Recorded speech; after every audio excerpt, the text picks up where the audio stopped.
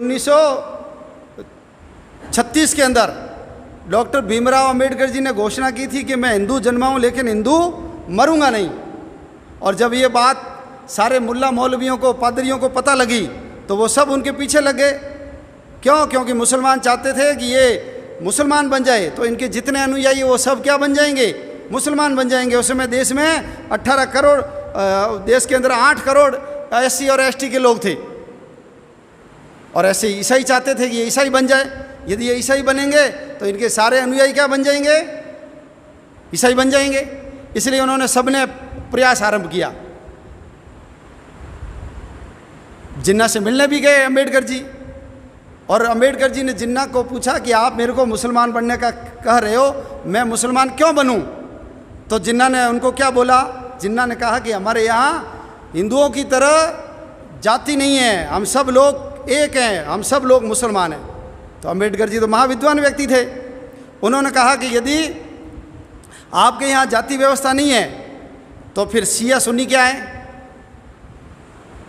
फिर मुकल्लिद और गैर मुकल्लिद क्या है, फिर हनफी क्या है, देवबंदी क्या है, बरेलवी क्या है, हयाती क्या है, ममाती क्या है, अहमदिया क्या है, खोजे क्या है, बोहरे क्या है, शेख, सैयद, मुगल, पठान, तुर्क, खिलजी, सिंधी, कुरैशी, अंसारी, भिस्ती, कसाई, तेली, घोसी, जुलाहा, 12 टोपी और ये कल्लर और भैया, ये क्या है? तो अंबेडकर जिन्ना को समझ में आ गया कि इस व्यक्ति को नॉलेज है। और तुम सब कहते हो कि हम मुसलमान सब एक हैं, तो फिर तुम्हारे इतने सारे ज़्यादा देश क्यों? तुमको एक ही देश बना लेना चाहिए। और क्यों तुम ये जो इराक और ईरान है, ये दोनों मुसलमान देश होते हुए भी क्या कर रहे हैं? आपस में लड़ रहे हैं। तो एक तो हो ही नहीं तुम। और ये जो हैदराबाद का नवाब था उस्मान अली, उसने तो पूरा पिटारा खोल दिया था। अंबेडकर जी को कहा यदि आप मुसलमान बन जाते हो तो मैं, आप जितना पैसा चाहिए मैं आपको पैसा दे दूंगा, आपके गरीबी दूर करने का, बाहर भेजने का, पढ़ाई करवाने का, विदेश में भेज करके सारा करूंगा। लेकिन डॉक्टर अंबेडकर जी ने उनसे पूछा कि यदि तुम समानता का व्यवहार करते हो, तुम्हारे यहाँ ऊंच नीच नहीं है, तो मुझे एक बात बताइए कि यदि कोई मुसलमान के घर में चोरी करता है या मुसलमान किसी मुसलमान का मर्डर करता है तो उसकी सज़ा क्या है? तो उन्होंने कहा उनके हाथ काट दो, उनके आंखें फोड़ दो उसकी। तो डॉक्टर अंबेडकर जी ने अगला सवाल किया, यदि यही है और यदि मुसलमान यही काम किसी हिंदू के साथ करता है, हिंदू के घर में चोरी करता है या हिंदू के किसी व्यक्ति की हत्या करता है, तो तुम्हारे कुरान में क्या लिखा हुआ है, मुसलमान उनको क्या सज़ा देगा? तो मोहम्मद अली जिन्ना ने क्या कहा? अरे वो तो काफिर है, काफिर को मारने की कोई सज़ा नहीं है। तो उन्होंने कहा ऐसा जो दोगला व्यवहार करता है ना, मैं कभी भी मुसलमान नहीं बनूंगा, मुसलमान नहीं बनूंगा। और ऐसे ही जब उन्होंने ईसाइयों से पूछा तो ईसाइयों ने भी कहा कि हमारे यहाँ तो हम सब ईसाई हैं, हमारे कोई जाति वाति ऊंचा नीचा नहीं है। तो अंबेडकर जी ने कहा रोमन क्या होता है, कैथोलिक क्या होता है, लैटिन कैथोलिक क्या होता है, प्रोटेस्टेंट्स क्या होता है, लूथरन्स क्या होता है, मोरमन्स क्या होता है, सेवंथ डे एडवेंटिस्ट क्या है, जैकोबाइट्स क्या है, नेस्टोरियंस क्या है। उनको समझ में आ गया कि इनको सारी चीज़ की जानकारी है। और अब सब जानते हैं यूरोप का इतिहास तो पूरा खून खराबे से भरा हुआ है, और इस्लाम का इतिहास भी खून खराबे से भरा हुआ है। 1936 में घोषणा की थी, लेकिन 1956 के अंदर इन्होंने बौद्ध धर्म अपनाया। 20 साल लगा दिए उन्होंने सोचने में क्या करना मुझे। और जब पाकिस्तान बन गया 47 में, तो पाकिस्तान का तो अनुभव उनके सामने आ गया।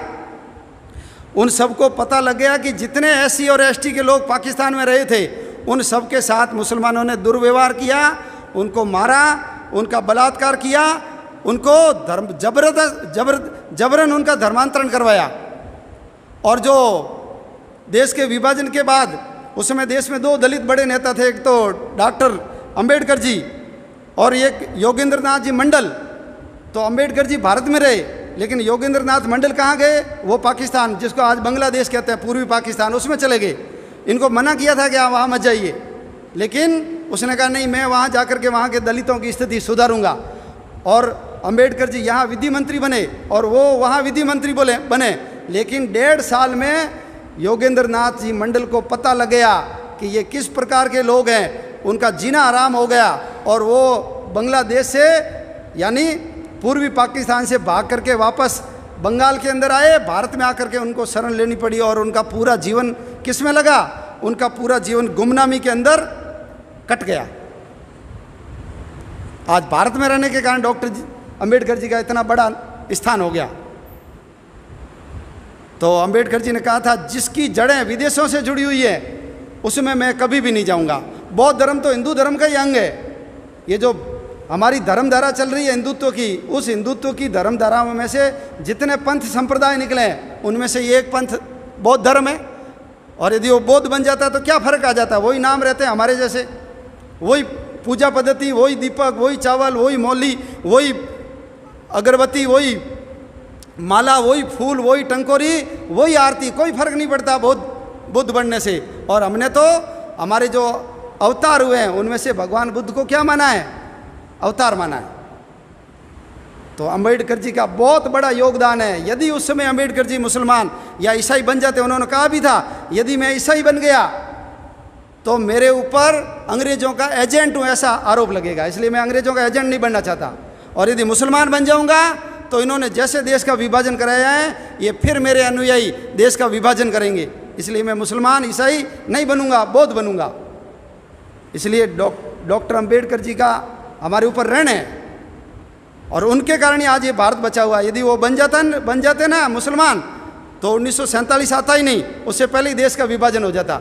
और ये अभी जितनी ज़मीन गई ना उससे ज़्यादा ज़मीन हमारे हाथ से चली जाती और ये सारे जितने हमारे दलित बंधु हैं ये सारे आज मुसलमान बन करके हिंदुओं के खून के प्यासे बन जाते हैं। तो ये बहुत बड़ा पाप होने से रोकने का काम यदि किसी ने किया है तो ये डॉक्टर भीमराव अंबेडकर जी ने किया है, इसलिए हम सब लोग उनके ऋणी हैं। अशोक जी सिंघल ने कहा है हम सब लोगों को इन लोगों के चरण छूने चाहिए। क्यों? डॉक्टर अंबेडकर जी ने कहा था कि मैंने इतिहास पढ़ा है, 6वीं शताब्दी से पहले भारत के अंदर छुआछूत नहीं थी, ये मुगलों के आने के बाद हुई है छुआछूत। हाँ, अपवित्रता जरूर थी लेकिन अस्पृश्यता नहीं थी। और यदि वो बन जाते तो आज हमारी भूमि भी कम हो जाती, हमारी जनसंख्या भी कम हो जाती। इसलिए इन लोगों ने अपने धर्म को बचाने के लिए ये काम कर लिया, मांस निकालना, चमड़ा निकालना, मैला ढोना स्वीकार कर लिया, लेकिन ये मुसलमान नहीं बने। इसलिए हम सब लोगों को इनके चरण छूने चाहिए। ये वास्तविक स्वतंत्रता संग्राम के महान योद्धा सन्यासी है।